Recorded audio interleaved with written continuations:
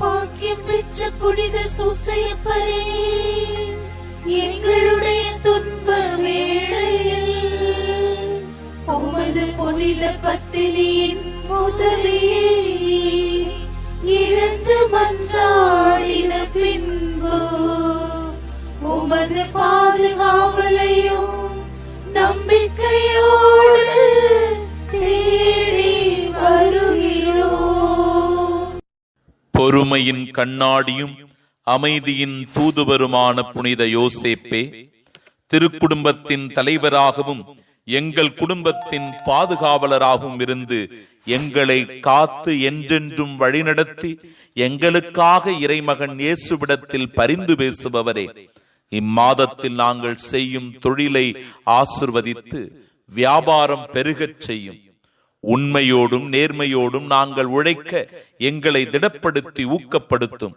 சோதனை காலங்களில் சோர்ந்து விடாமல் கன்னி மரியாயையும் குழந்தை இயேசுவையும் நீர் பாதுகாத்தது போல எங்களையும் வழிநடத்தி வழியில் நாங்களும் நீதியோடு நேர்மையோடு நடக்க எங்களுக்காக வேண்டிக் கொள்ளும்.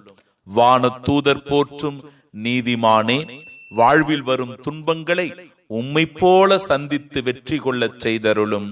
ஆமேன். புனித வளனாரிடம் அன்றாட மன்றாட்டு. மீட்பின் காவலரே, புனித கன்னி மரியாவின் கணவரே, வாழ்க.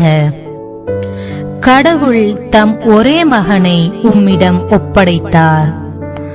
மரியா உம்மில் தம் நம்பிக்கையை வைத்தார்.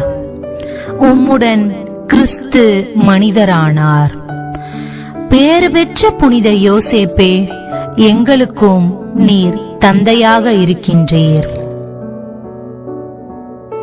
புனித சூசை மாமுனியே, உழைப்பாளர்களின் பாதுகாவலரே, இன்று எங்கள் உழைப்பை ஆசிர்வதியும்.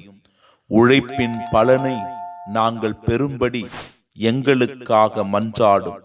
உம்மை போல நாங்கள் பொறுமையோடும் அமைதியோடும் வாழச் செய்தருளும்.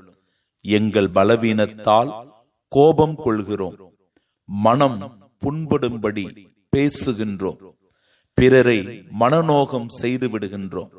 இத்தருணத்திற்காக மனம் வருந்தும் நாங்கள் உம்மை போலவே இறை திருவுளத்திற்கு கீழ்ப்படிந்து நடக்க வரமருளும். ஆமீன்.